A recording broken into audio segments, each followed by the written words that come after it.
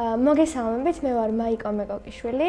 Smart აკადემიაში 6 თვიანი სწავლება დამიფინანსა ორგანიზაცია მოძრაობა ცვლილებისთვის და ამ 6 თვის მანძილზე გავიარე 3 კურსი Smart აკადემიაში. ერთი იყო front-end development-ი და Python-ის 2 საფეხური. Python-ის საბაზისო კურსი გავიარე თავიდან და ჩემთვის იყო ძალიან დიდი მიგნება, იმიტომ რომ მანამდე ვცდილობდი Python-ის შესწავლას.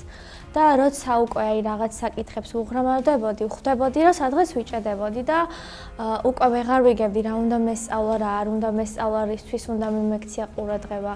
და ამ კურსზე ზუსტად მიშას დახმარებით დავეუფლე ამ უნარებს, როგორ გავუფილტრო ინფორმაცია, რას მივაქციო ყურადღება, რა ნაკლებად გავითვალისწინო და ეს ასე ვთქვათ ეს უნარი უფრო გამომიმუშავდა და დამეხმარა ეს კურსი, რომ ახალი ინფორმაციები ამეთვისებინა პროდუქტიულად.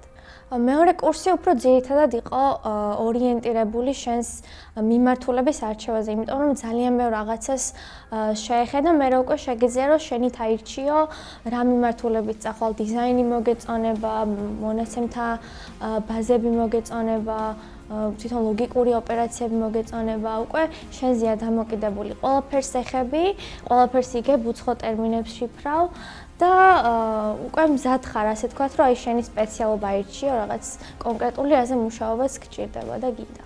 დამწყებ Python დეველოპერებს და ზოგადად ამ სფეროში ახლად შებიჯებულ ადამიანებს ვურჩევ, რომ არ დანებდნენ და როდესაც არის მომენტები, როცა რაღაც სირთულეებს აწყდები და უკვე გინდა რომ თავი დაანებო, იმიტომ რომ გამოსავალს ვეღარ ხედავ. და მთავარი გამოსავალი არის სიმშვიდეში, მთავარი გამოსავალი არის ფიქრში.